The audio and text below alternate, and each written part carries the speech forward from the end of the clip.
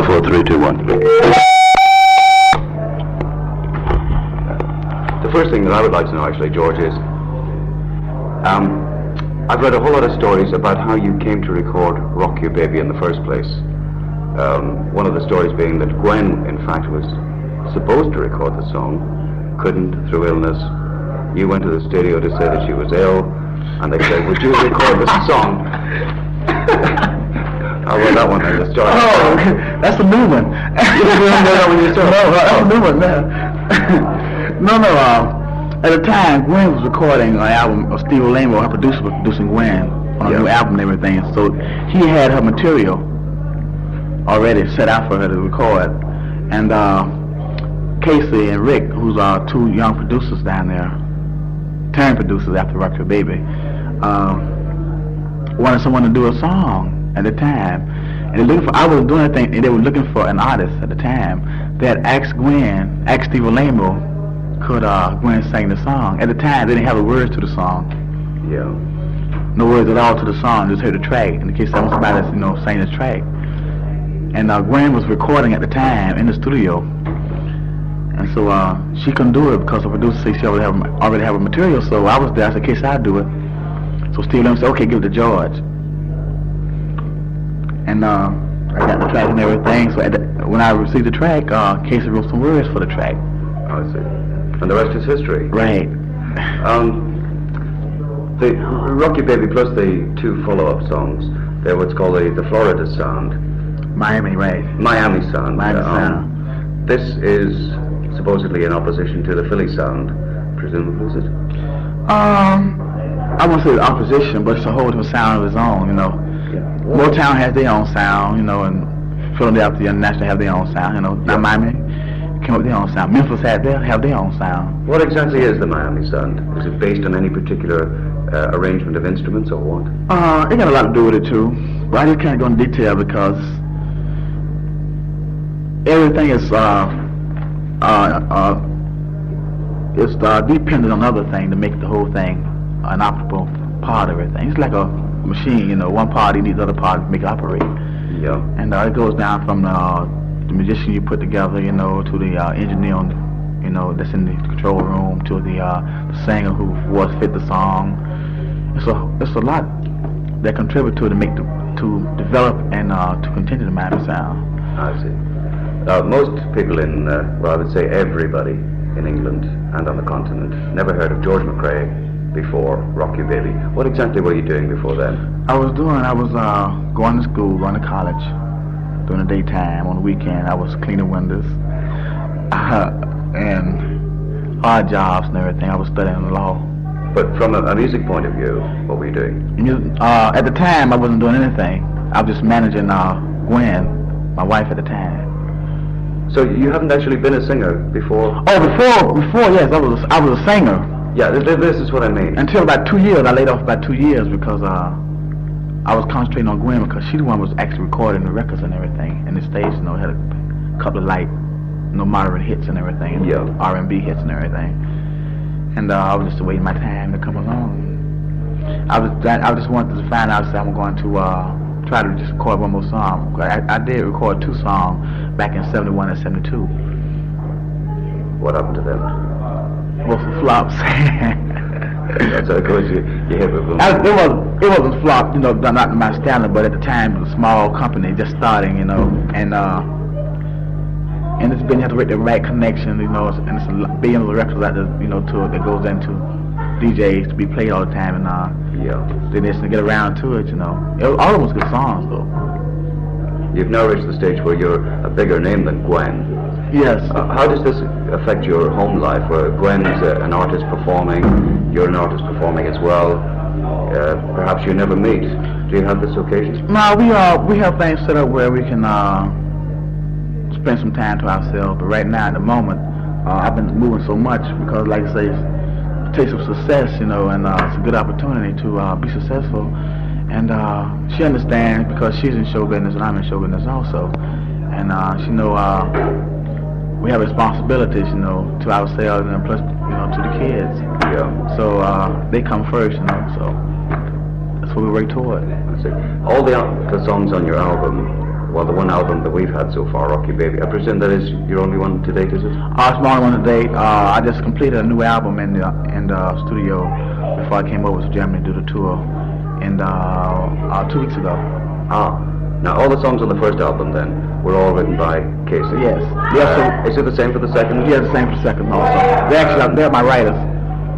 So we have Casey and Rick. Yeah, Casey and Rick. We have a combination thing, you know,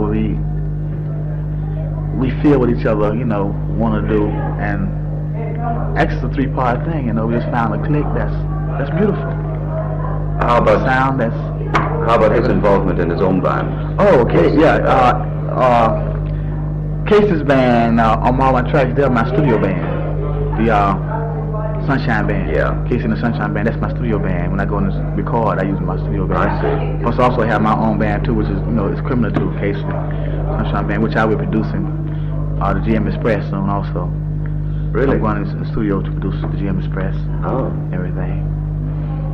We come up with a whole different sound, you know, for the GM Express. So I will produce them. So look forward to receiving some of their sounds. This is a band you organized as a result of Rock Your Baby, yes. presumably. It's my band, my show band I travel with. I see. So, you've got Casey writing all the songs now for your second album. Right. Presumably, your next single will be taken from that album? Yes, it will be. It will be released over here. You should get receive it within another 2 or 3 weeks. The single? The single, That's right. excellent. What's it called? I don't know yet. The whole album is so good, it's decided now which one to release. Oh, it hasn't been chosen yet? I see. There is one little thing which has bothered a lot of people, and that is the fact that you took 3 singles off one album. It's not a common thing to do. Was it a mistake or not? No, it wasn't a mistake. It's what the people was asking for, so we give what the people asked for. Well, the album came out so soon after the single Rock Your Baby that people liked Rock Your Baby so much they went and bought the album. They then had the next 2 singles. Surely this cut down on the sale of the 2 singles as a result. Well, I don't know, because I haven't got that involved in the record part of the distribution part of the operation. I'm mostly concerned with the production of the record and everything. And the owner of the company, you can't never tell the way, a record, the company owner who say, go do this and do that, put this out, but you can never tell what he's thinking. Because he don't have to make the decision what he wants, because he has his trust in us to give him hit records. Yeah. And all of us have our trust in him to make the right decision. Now you've really got a sound of your own. It really is. It's the Yes. George McCrae sound. Is that an accidental sound, or is it something you worked at? No, it's something I worked at. I worked at it for about 19, 20 years. Really? Since I first started singing, about 5 years old.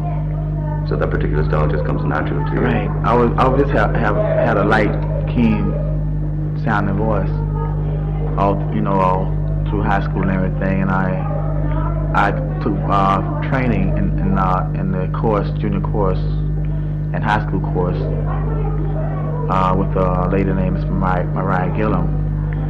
She made me the lead soloist, lyric tenor soloist out of the Glee Club and everything in high school, and I have a lot to contribute to her for developing my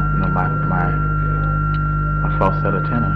Yeah. And I basically try to sing songs. I hear songs I really like in the other artists and everything, but I basically try to sing them my way, the way I feel them, What do you call your music? Soul?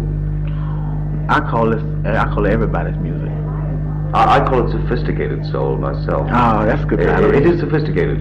I just wondered how you felt about it personally. Yes, because that's a good title for it. I never thought about this, the title of it, because I always try to sing all kind of material. I used to sing a lot of Irish songs. Really? Yes, and a lot of opera songs, a lot of in high school and everything, Mary Alonzo type songs. And so I guess I developed that class about the way I sing. Plus I've been around a lot of R&B artists and everything and let me sing their songs, but I sing them my way, and I guess I come up with with a classic funk.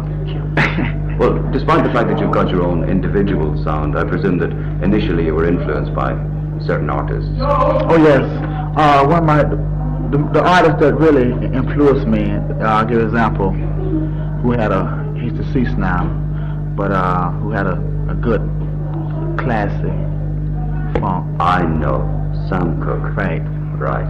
He was my idol. He's mine as well. I met that guy 10, 12, Right. 14, 15 years ago. I learned a lot from him. You know, his not his style, but basically the way he projects himself and everything. And also Smokey Robinson was one of the Miracles, former Miracles. Yeah. Smokey Robinson, Motown, and I learned a lot from Nancy Wilson, Billie Holiday, Yeah. and Sarah Vaughan and Nina Simone. So I mostly learned it through the opposite sex. Cream. Right. The cream. Yeah, because I never sang male songs, but Sam Cooke songs maybe a Smokey Robinson song, but I mostly was saying female songs. You know, they have out and sing their songs and everything. Because all they have is high voice, you know, and they hit some notes they hit same, you know what I'm saying? So Is it difficult to sing like that? no, because I just naturally have a light, very tenor voice. And like Timmy Thomas and one or two other guys like that. no, not Timmy Thomas. Timmy Thomas has a heavy voice and everything. But I have You can hit those high notes. Wayne Newton was another one. Yeah. I used to, enjoy his singing. Wayne Newton Yeah, he's still around. and Paul Anka, and Neil Sedaka. You surprise all me these- now, mentioning Paul Anka and Neil Sedaka. I would have thought if you I liked see Neil that one, Sedaka, it would be for his lyrics. His lyrics and but they all had this quality about the voice and everything, and just Lightness. because of this lightness in it. And Gene Pitney, Yeah. he was one of my great artists. I just love to hear him sing. Gene Pitney. You surprised me. I would have thought you would have named perhaps Joe Tex, Otis Redding, No. Wilson Pickett, all of those. They're good too, because I guess I'm not knocking their singing. I love their singing also. I love their style, but their style, I love to hear them, listen at them, but not to imitate them, because my voice didn't fit their style of singing. True. And if I'd have tried it, well, I probably would ruin my voice. So I was staying in the category my voice was, suited for. Yeah. And I love the, like I say, a lot of female plus a lot of tenor voices. That's why I just developed my style. And, Of the current crop of singers, those who've come up in the past 12 months, 2 years, are there any in particular whom you listen to at home? Right now, I listen to David Essex. I listen to Rod Stewart. I listen to Rolling Stones. And I can name them, Elton John. And yet all their styles are totally different to your own. Right. You've got very Catholic tastes in music, then, obviously. Well, I have all kinds. I listen to all kinds, I even listen to some opera, some country western. I'm just in the music period, jazz. Because this is what it's all about. There's all kind of people out there, and I try to just put a combination of everything into my own feeling. And I guess that's why Rock Your Baby was so much of a success, because it reached everybody in different styles of music. It's just a song that, and so the whole album just was done the same thing. Well, your first two albums now have been songs by, as you said, Casey and Rick. What about the third album then? Would you like to go further afield and take songs by other artists? Yes, but like we're something like I consider being trendsetters. Because like my new album will be totally different from Rock Your Baby album, but it's still George McCrae. So it's built, even though what we write is a combination of Rick Finch and H.W. Casey and George McCrae. the way he plays, the way Rick plays the bass, the way I build my voice around this sound, and we could mention all kind of fields and come up with tremendous combinations. Have you done any songwriting yourself? Yes, I have. I'm hoping that my next album I will have a song I've written on the album and everything, which I've been talking about vacation and everything. Right now, I've been traveling so much on the road that when I go in the studio, they have the stuff, the songs already written for me, so I just go in and sing the songs. Like, it's so together that the last album I recorded is not released yet, but my latest album that will be released, we also cut that in a week's time. You've had nothing published of your own? No, I have my own publishing company. I have some songs already published and everything, and I'm looking for some songwriters that like to get some songs published and everything, and I could possibly do the production on the songs and start a whole new. Okay, George. Final question then: is there any song that's come out over, say, the past year, which you wished you had recorded? A song I wish I had sung. Let's put you on the spot. No. Because I can't wish that, because it seemed like I was blessed to have the song that everybody else wished they had, had come out, because I can't wish something like that, because I can't tell what would be a hit, because we all, like Casey and I, we leave it to the public. Yeah. Because it's the public that makes songs a hit. I don't care how much they push a song, play a song radio, but the people out there is the one that go out and buy a song, and they buy what they like. True. Make them feel good. So you get all the airplay they want to, but if they don't like the song, they're not going to buy the song. So I always leave it up to the public. I just kind of half have expected you to say, oh yeah, Queen of Clubs. Oh, Queen of Clubs? Yeah. No. Think about it, I'm on that too. Are you really? I'm singing Queen of Clubs. I'm doing the house voice. Woo, Queen. That's me. That's what makes the record for me. I'm pleased now to hear that. Yeah, that's the bit that really gets I'm me. doing background voicing on Casey's album, Casey and the Sunshine Band. Yeah. That's Gwen and myself doing the background voices, along with Casey. Well, that's nice to know. And I'm doing all the high falsettos and everything on it. We have a thing where we arranged our background voices and everything for certain songs, and just a good thing we have going. Well, you keep that good thing going. Thank you very much indeed, George. Thank you. Very, very nice to have met you. Glad to.